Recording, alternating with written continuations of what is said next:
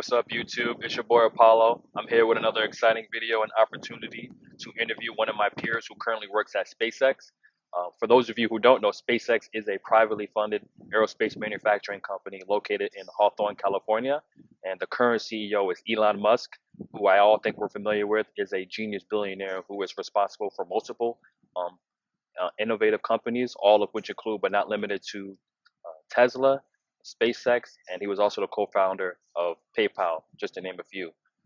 So going back to SpaceX, their primary goal is to create reusable rockets that are more efficient and to reduce the price of launching both people and material to space. Their long-term goal is to actually make humanity a multiplanetary species, which includes transporting human beings to Mars. And currently, they've achieved a huge milestone, which is that they've transported American astronauts to the International Space Station safely using their reusable rockets, both which can leave the atmosphere and return um, to Earth and land themselves on the platforms on which they on reusable platforms. So it's an amazing accomplishment. It's something that has inspired me and other engineers to really want to work for their company. And I'm excited to be able to go more into the details of the technology as well as the work culture and what it's like working for Elon Musk while speaking with one of my peers. So if you can hit that subscribe button, and I plan to interview more engineers in the future. And just stay tuned because I have some exciting content. I have an exciting opportunity to interview a SpaceX engineer, one of my peers that I went to college with.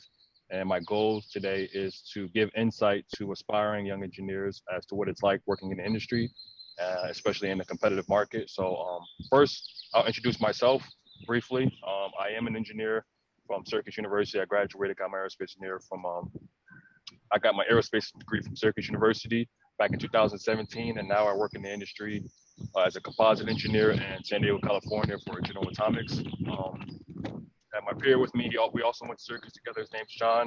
I'll allow him to introduce himself, but I'm excited today to introduce you guys to one of my peers, John. John, why don't you introduce yourself? Yeah, I'll take it from here. How's it going? Yeah, I'm John Gang. I'm from Syracuse, New York. Grew up there and went to Syracuse University with Shaq. We both studied engineering. I was mechanical engineering. I also studied business while I was there. Well, we did Formula SAE, race car club team, where we built a race car basically from scratch in the engineering hall. A lot of fun times working on those projects. And that's just a little bit about me to get started. Now I'm I graduated 2018. I accepted a job offer at SpaceX. I originally interned there in 2017 for 3 months over the summer, went back to school, finished my degree, and started at SpaceX in 2018. I've been there since. I've done a bunch of different roles from quality engineering to production floor. I've worked in LA and Hawthorne probably 8 months over the last 3 years. And now I'm currently at the launch site again in Cape Canaveral, Florida, working on primarily payload integration and fairing refurbishment. I've worked on a bunch of different projects over the years at SpaceX now, but it's a pretty fun place to work. And I think Shaq has some questions more targeted for specific things you want me to talk about. I'll go over those. Just let me know. Yeah, for sure. What those are. Questions. Yeah, for sure. Thanks for introducing yourself. I got a few questions lined up for you. Before we get more into SpaceX, I actually want to go into some more generic questions about your experience as an engineering student. So if we could start out with what made you choose engineering as your first sort of question? Yeah, actually, that's a good question. I have an interesting story on that one. I started out as pre-med my first semester of college. I wasn't actually sure what I wanted to do, but I was a commuter, and I wanted to meet people who had similar interests as me. So I found the Formula SA team was starting up at the time in the basement of Link Hall, and I'm big into cars, so I joined the club, met the guys there, and after a semester of hanging out with them, I decided to transfer into engineering. I was like, I can do this. I wasn't sure at the time, just starting in school, what I wanted to do long term. But after that semester, I knew like engineering was what I wanted to do. So I transferred into engineering based on just, my interest in cars and my experience working with the guys on the car team. So that's what got me into engineering school. And then from there, um, business, this opportunity to pursue that program while I was studying engineering popped up, and I applied, got accepted. So I started doing both at the same time. So I was a pretty busy student, but it was fun. Wow, Yeah. that's cool. Wow, that's cool. I actually didn't know that story that you were pre-med that switched to engineering based off of your interest in Formula SAE. Because it's funny that you said you were into cars, because that's how I actually got into engineering. I think one of the first movies that inspired me was like Fast and Furious as a kid, and I started getting into cars. So I thought initially like, oh, I would, race car designer. So, and then I actually ended up switching to aerospace later. So that's interesting that it was through Formula SAE that made you sort of inspired you. That's awesome. So overall, would you say you were a good student as an engineer? Because obviously engineering is very demanding. Most people have a hard time when they switch and they realize it's not exactly what they thought they were. Just overall, briefly, would you say you were a good student? Yeah, I would say I did well. I graduated with honors, and I can attribute that just to work ethic. Mm. You put in the time studying, making sure you have all your assignments done, going to the right resources when you have questions, working with professors and teaching assistants to make sure you understand material, being proactive about it. If you're on top of your schoolwork, um, it definitely takes a lot of time and work, but if you put it in the effort, you can do well in engineering school. And I definitely worked pretty hard, I think, in engineering school. And I think it paid off. I'm doing okay now. So, That's good. yeah. That's good.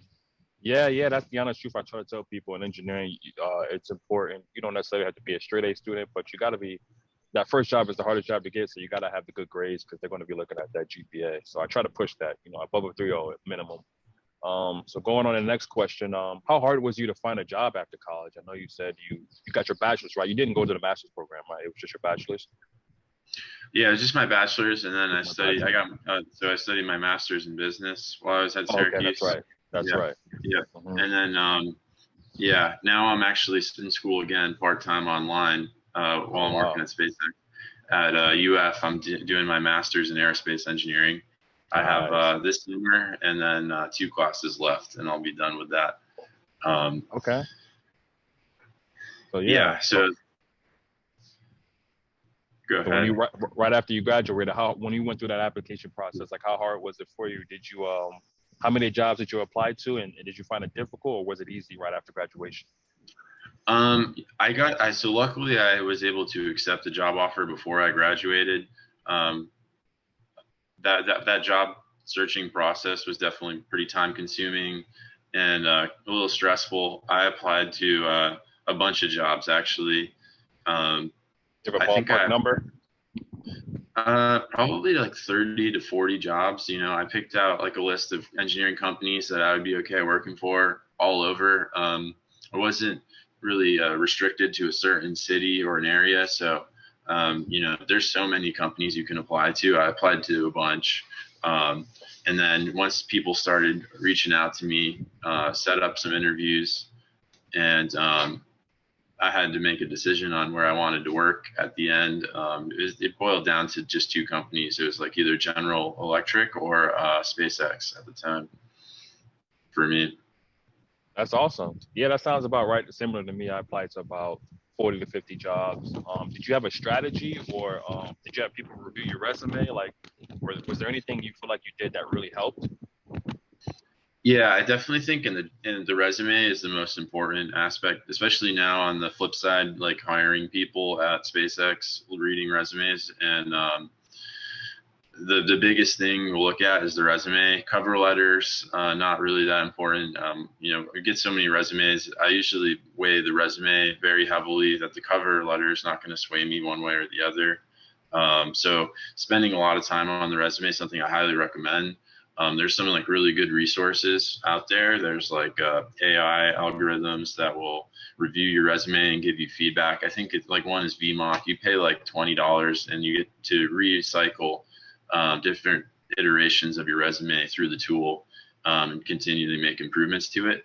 And one thing like I'm an advocate of is definitely like getting feedback, incorporating that feedback, and going to another person and having them also proofread and give you a second set of eyes on it after the fact. And once you've had multiple people review it, you'll hopefully have like a very strong resume, and that will definitely make a difference and pop out to recruiters when you're doing your job search. Wow. No, I agree. I think having people review your resume and give you good criticism is key. Um, that was something it took me a while to learn. It wasn't until I got to grad school, when I graduated from my undergrad, I wasn't really sure myself the process of creating like a well-documented resume. So it took me a little longer, but once I got to grad school, I did sort of what you did. And did you have any portfolios or any websites or how did you show off cool projects that you worked on? I know you said you worked on Formula SAE. Did you have anything Yeah. to show that? So depending on the job, some companies will have like a portion of the application where you can upload supporting materials. And I definitely would upload photos of different projects I worked on. So like, here's a composites layup I worked on. Here's some parts I designed in CAD. Here's a snapshot of the FEA model. Here's a, picture of the assembly put together or a prototype. Those types of photos are really easy to upload and add. I've also put those projects and information about them like on a public page. LinkedIn is the one I've used the most. So like LinkedIn, you can list images there or upload your portfolio per se on that site. That's something at the time I had done. I know other people will make like websites and stuff, but I didn't take it that far. Oh, wow. But Okay. yeah, definitely do recommend the supporting materials though. The photos of projects you've worked on are really helpful to get an idea. For the recruiter, I'm looking at potential candidates, and if I can see what you did as a photo, that like a photo is worth 1,000 words type of deal.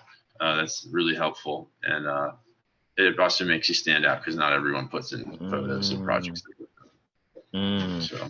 Yeah, I totally agree. In the age now where you got thousands of resumes, you got to find ways to stand out. And pictures and portfolios, it's almost necessary to get into like the elite companies at least. So I'm glad you shared that. So I myself, I did the same thing. I took pictures for Formula SAE, but I actually did create a portfolio website through Wix.com. I know I've spoken about that in one of my other videos. So like you said, you don't have to do that. John didn't do that. I think I needed to personally to stand out a little bit more since I didn't have the highest GPA. I didn't have a 4.0 or anything like that. So I did what I needed to do. But yeah, no, I recommend definitely taking pictures of and documenting things you've worked on in college. That's a good point. So now getting more into the more interesting things, getting into SpaceX is kind of the next big topic. Something I'm really interested in. I actually applied to SpaceX myself. I had an interview after college, but I didn't get the job. So I'm really interested in hearing from you what the process was like for you. So getting into SpaceX, I'm curious, like what was the application process like for you?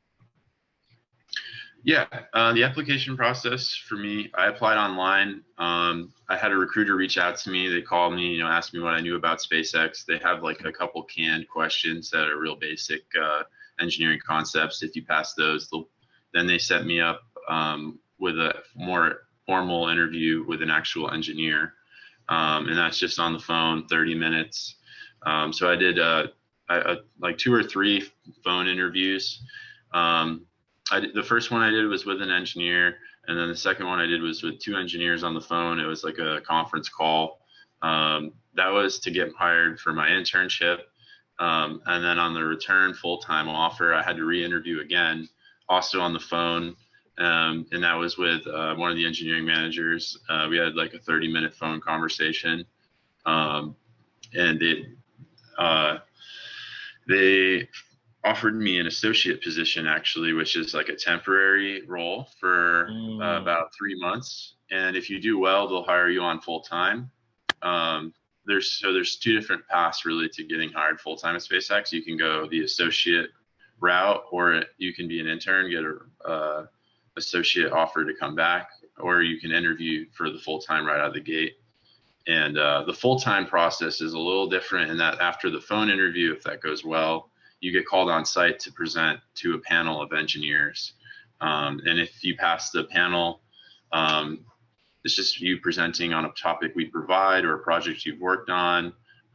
You'll continue on to do like 3 or 4 one-on-one interviews for 30 minutes a piece with different engineers on site, and also, you know, get a tour of the facility, get to know the candidate a little better, get to know the team, and then if everything goes well, the candidate gets hired.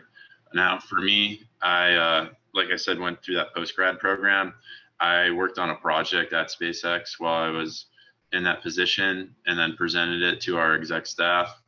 And you know, the project went very well, and they liked it, so they gave me a full-time job offer on the spot. They said, you know, we want to hire you full-time. Will you stay? And I accepted that. So that was my path to getting hired full-time was a little different than just typically like applying to a full-time job right out of school. Because I wasn't sure at the time if I was going to continue on and go to grad school. And I decided to take the full-time job at SpaceX instead of continuing on to grad school. Now I'm going part-time online while working at SpaceX, but I had that option until I got a full-time offer. Wow. Wow, that's really interesting. Yeah, because I've heard that the interview process with SpaceX is very extensive compared to most companies, and it sounds like it was. It sounds like you did the on-site interview, and you said, did you do a presentation for the company? Yeah, I did. Yep, I had to do a What did you presentation. present? Did you present Formula SAE stuff or? No, at the time I presented on a project I worked on at SpaceX. Oh, So okay. yeah, I worked on a project at the time. It was the launch abort system. So when the rocket's out on the pad, there's a set of relays and servers evaluating a bunch of sensor data on the vehicle as well as on the pad systems. And if an abort needs to be commanded and triggered, a signal gets sent to the flight computers to cancel the launch attempt. So I did an analysis on that entire hardware system and found a bunch of problems with it, certain features that were not being tested, you know, certain failure modes where like the system wouldn't work, you would test, but it wouldn't catch that it was broken, and you would potentially go into a launch attempt, want to abort and not be able to. So there were some signal point of failures that were untestable, which was, you know, extremely concerning considering we're going to be flying crew shortly after that was reviewed. So I proposed like a fully testable, redundant design, and then implemented that upgrade to the launch abort system. That was my project. And then I got a full-time worker after that. I'm not surprised. That sounds really cool. Wait, was that sort of software programming? Like, that was all hardware for the most part. Hardware. There was definitely some software involved, like with the servers evaluating sensor data. But as far as the hardware itself, just the way it was designed originally, it was something that was pretty legacy, carried over from early days of SpaceX, like you know, 2008. And then we decided to redesign that and do what I had proposed in 2018. Wow. Before we flew through. So. Wow. So yeah. So it sounds like having an internship there and performing well at that internship is what really made you stand out. Because I was going to ask what made you stand out, but it sounds like you answered it. There was a problem that existed and you solved it in a way that that you know required some critical thinking, and you had proof that you were more than just, you know, good on paper. So that's really interesting. I didn't know that was the story behind how you got that full internship position, or that full position. Would you say like the interview process, the questions that they asked were really difficult? I know I've read online that they can ask these like technical engineering questions, like, you know, give you some sort of I-beam and ask you, you know, if you have the distributed load and where is the stress highest. I've kind of read reviews about like the type of questions they asked. Were they pretty basic engineering questions, or did you find them to be quite difficult? I think it depends on the interviewer, to be honest. Usually, though, the rule of thumb is to start with the simple concepts just to gauge the candidate's level of knowledge. So we'll have something pretty simple like, hey, high level, like, you know, what's the difference between stress and strain? What's the formula for stress?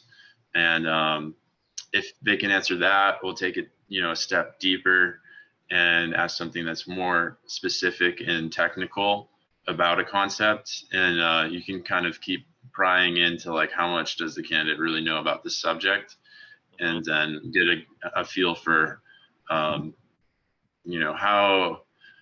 much knowledge they have about engineering. And then also that's just, quizzing them on engineering school concepts. There's projects, right? Tell me what you've worked on. What did you design? Did it work? Did it not work? And how did you fix it? And how do you work with other people, right? There's also culture fit and communication skills. Those are important as well. So we quiz for several of those items during an interview. Okay, sounds pretty interesting. Yeah, so they start with basic and they build on to see, what the limits are, your knowledge. Okay, and why did you choose SpaceX? I know it's a pretty interesting company. For those of you who don't know, SpaceX is kind of like really, if you're an engineer coming out of college, they're kind of pushing the boundaries of rocket engineering. So it's a top choice for most people who are really passionate. But I want to hear, why did you choose SpaceX? I chose SpaceX because they have some really cool projects going on. I really like the location too. After having an intern down here, Florida is really nice weather. It's a pretty fun area to live in, and they had a really competitive offer for me, compensation wise, and yeah, the team I worked with was really fun. I enjoyed the work, so it was like a easy decision for me to make that I definitely wanted to work here.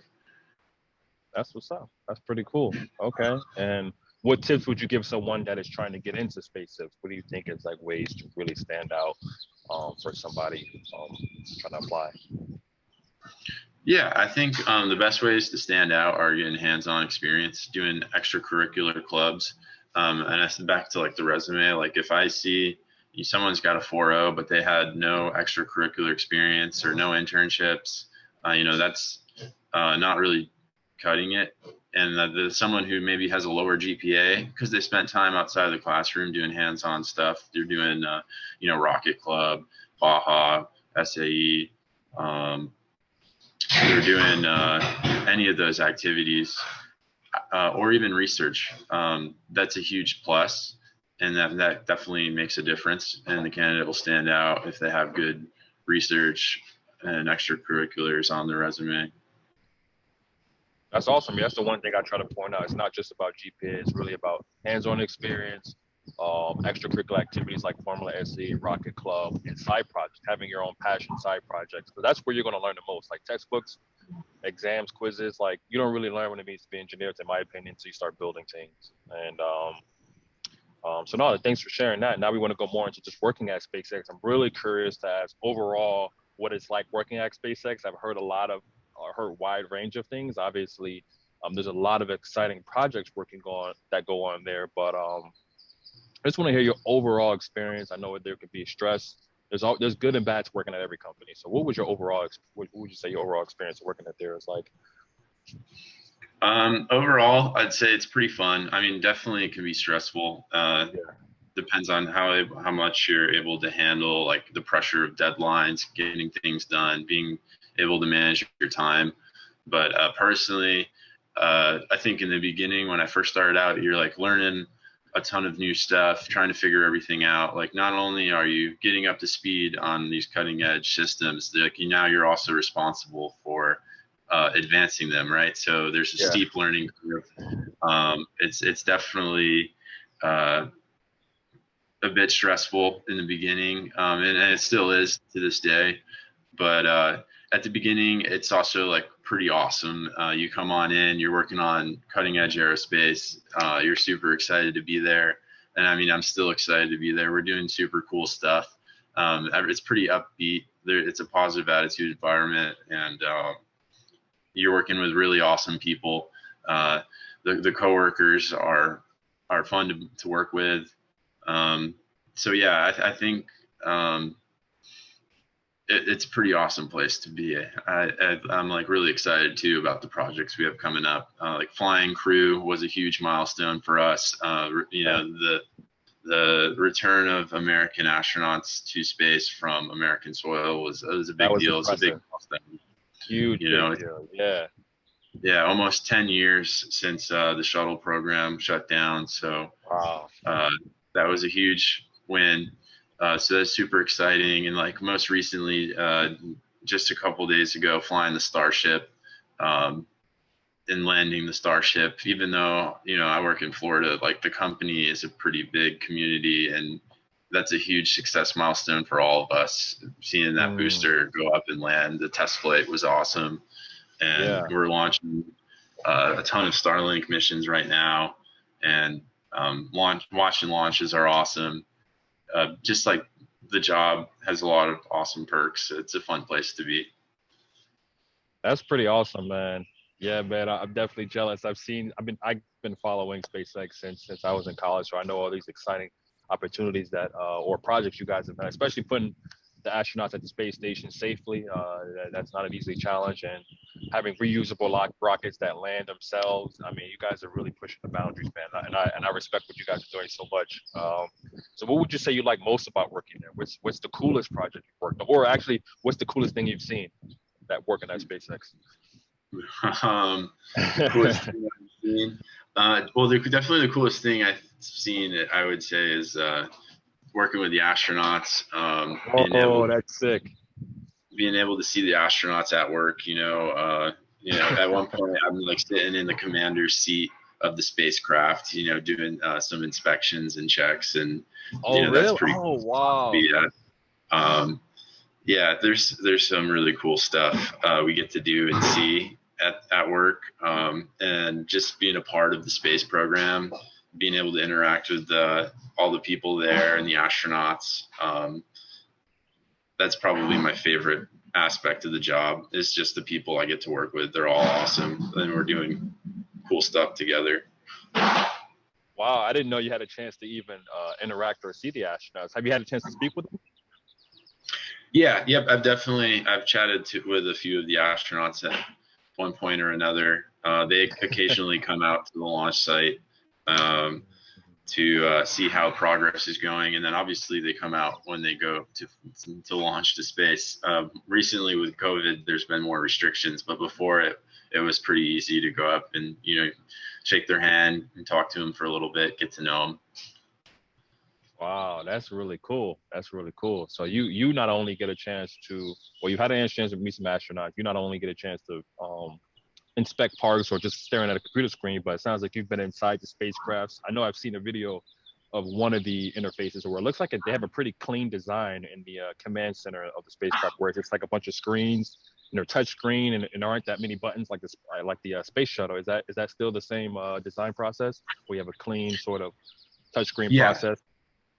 yeah, it's funny you mentioned that. Actually, one of the astronauts was not complaining, but had made a note of it, that like the new touchscreen like watches they have on their spacesuits are a little nerve-wracking for them, because when you have like mechanical buttons, you like press the button, you feel the contact click down, like you press that button. But now with Yeah. the touchscreen, you're like, man, what if I press the wrong thing, or like the screen freezes and I don't know if I'm really pressing it or not. Um, you know, but yeah, the idea is to make it more modern and digital. Clean touch screens on everything, not having buttons all over. Um, yeah, that's definitely an aspect of the design and the interior of the capsule. Wow, that's cool. I didn't know that's such an interesting issue. Yeah, I could totally understand that from sometimes those analog designs are a little bit more beneficial for human contact. But like, okay, that's pretty cool. So what's the culture like working there? Do you feel like you're surrounded by like people that are so smart that it can be like intimidating, or are people pretty chill and laid back, or is it if you don't know something, is it easy to ask your coworker, or is everyone so in the zone that everyone's like you got to really figure stuff out yourself? No, I think it's pretty laid back, honestly.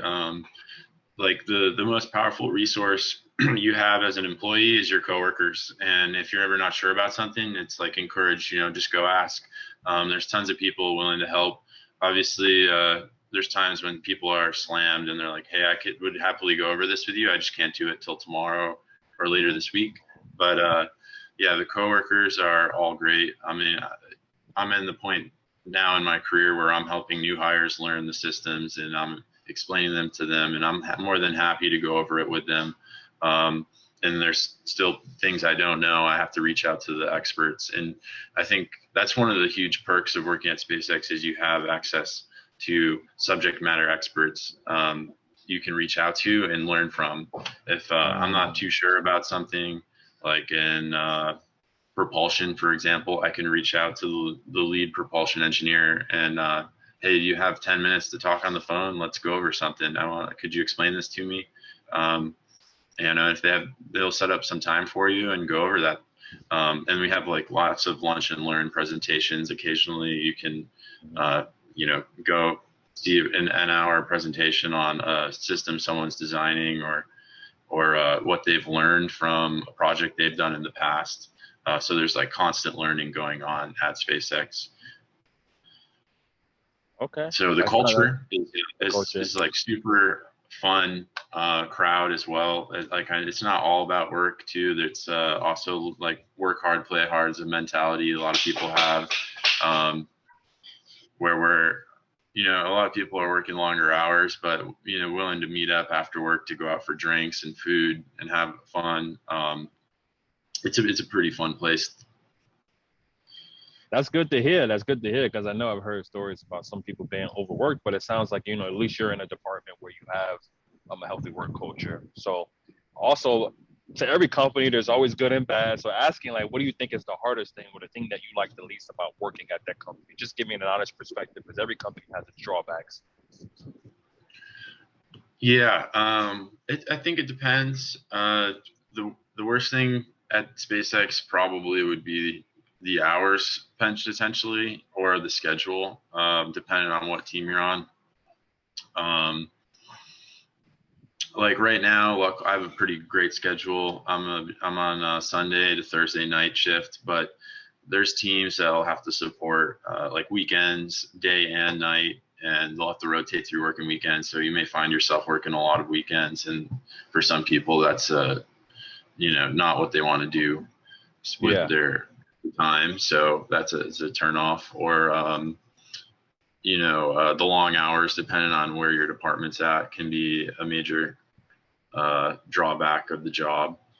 And also just like the job itself can be pretty stressful. So working at SpaceX, long hours in a stressful environment where you're expected to do a lot and get things done by a certain deadline can be pretty stressful. So that's pretty draining, especially after doing that for years on end. We'll see eventually some people burn out and leave. They'll go do something else or take some time off before doing another job. That's not unheard of either. So those are some potential drawbacks of the job. No, that's real. That's honest. Burnout is real, especially at these big, any company that's going to be pushing the boundaries, there's always going to be that drawback. But I think it's worth it if you're passionate about it. The key is to be passionate about what you do, I think. So that's cool. And so how was the compensation package? Did you guys have a stock options, good health care, as well as a good salary when they offered you the package, and they give you relocation? I know for me, I got a lot of, I didn't have a stock option, but I did get a relocation stipend, and we have a 401k. We had a pension. We still have a pension, kind of. And they give me a good salary offer as well. Yeah, compensation is pretty competitive. We have a stock purchase plan where we're allowed to purchase stock at a percentage off the lowest price in the last 12 months, which is really awesome. And then there's also options or awards every year that come out with annual compensation bonuses. Your initial sign-on will give you some stock that's vesting over a 5-year period, restricted stock units. So you do get like a signing bonus in stock paid out over time as a nice plus. And like there's a good resource for compensation comparisons. So a lot of people will look at levels.fyi.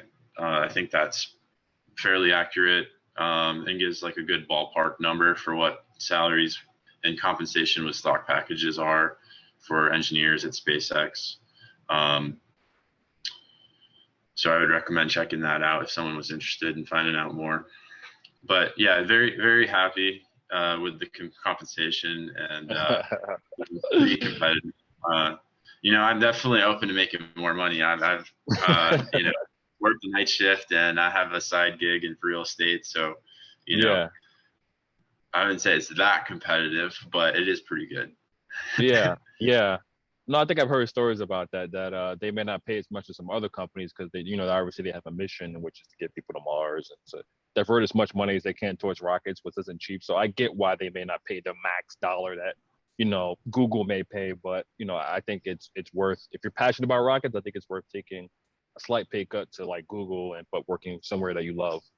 But that's awesome. Absolutely. That's awesome. Yeah, that's really cool. That's important. So, let me see. Moving on to the next question. Interesting question. Have you met Elon Musk? Good question. Yes, I have a few times. Oh wow. Yep. An impromptu presentation for a project I worked on. So I actually have had to do a presentation. Wow. It was a project I was working on at the time. We were having some pushback and like disagreements at the VP level. So one of the VPs decided just to set up a meeting with Elon to make a final decision on what we were going to do for my project. So that was a fun one. What project was just that? a few. Yeah. It was about the quality inspections we were doing for our connector mating process.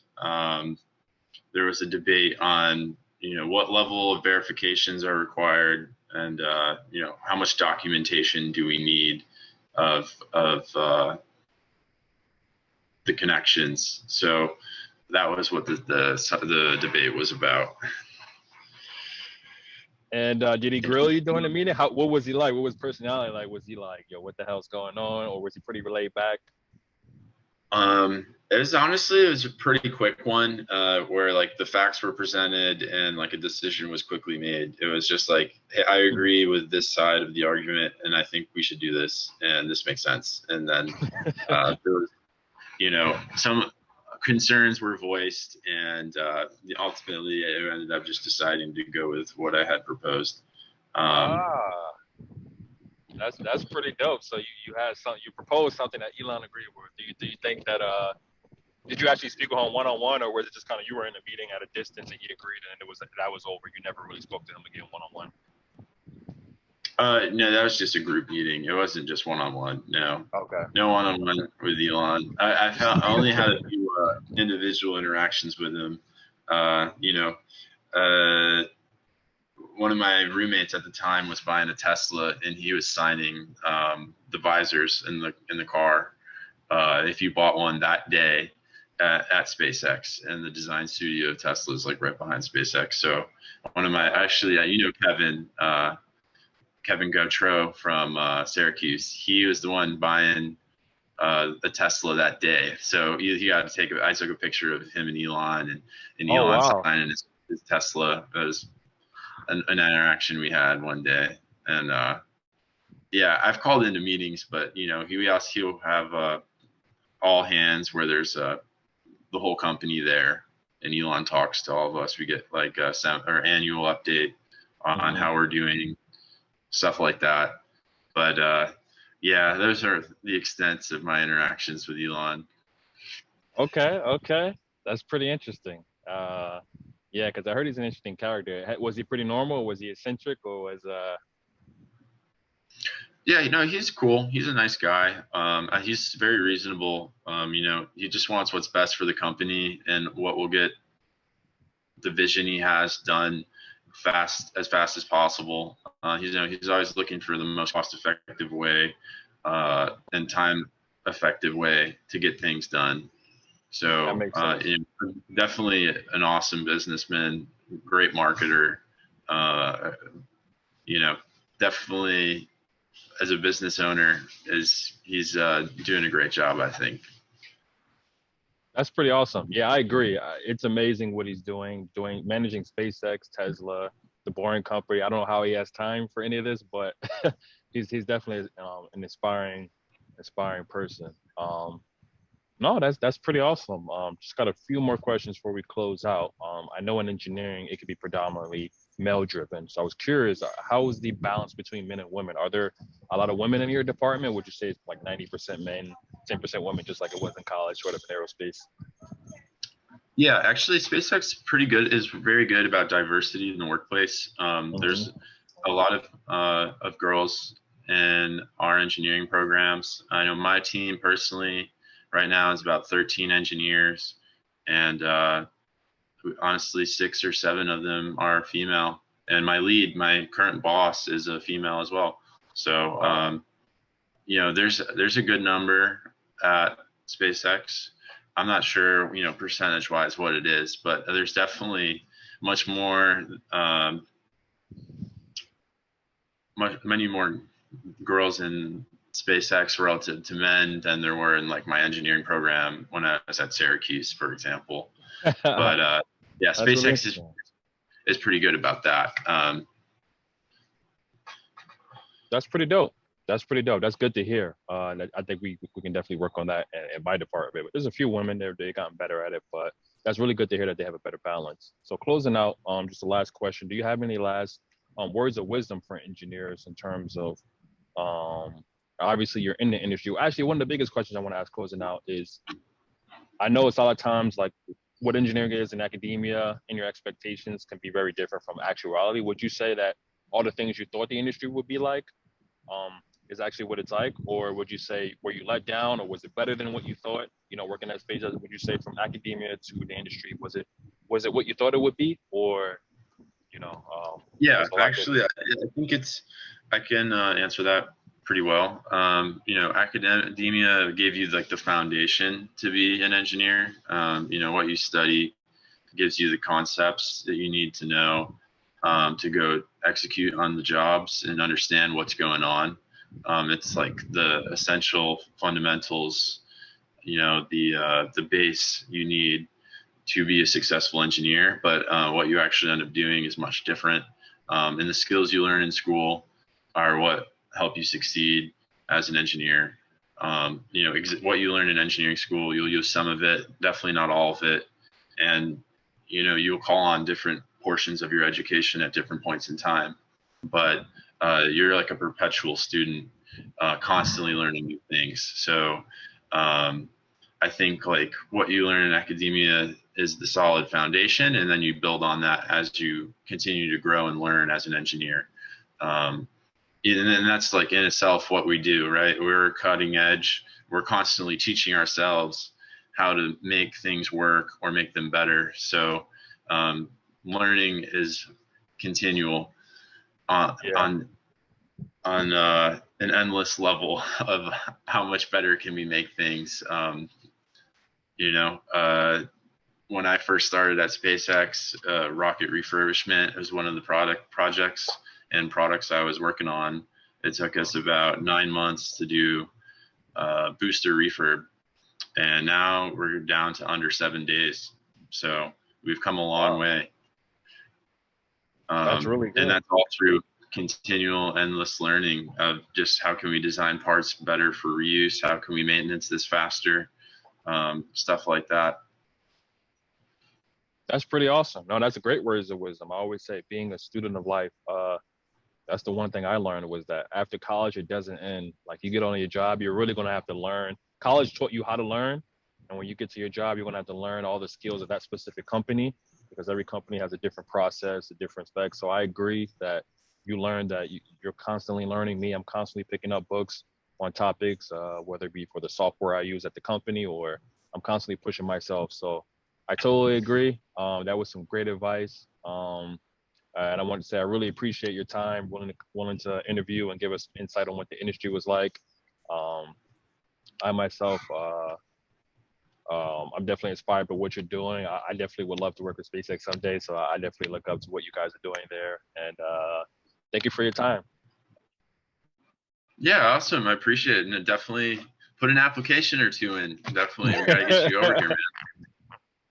Definitely. I will. So thanks YouTube. If you guys have any last minute or any comments or have any requests for videos or people that you would like me to interview, please leave it. And I'll look forward to doing more interviews with people working in the industry. So thanks YouTube.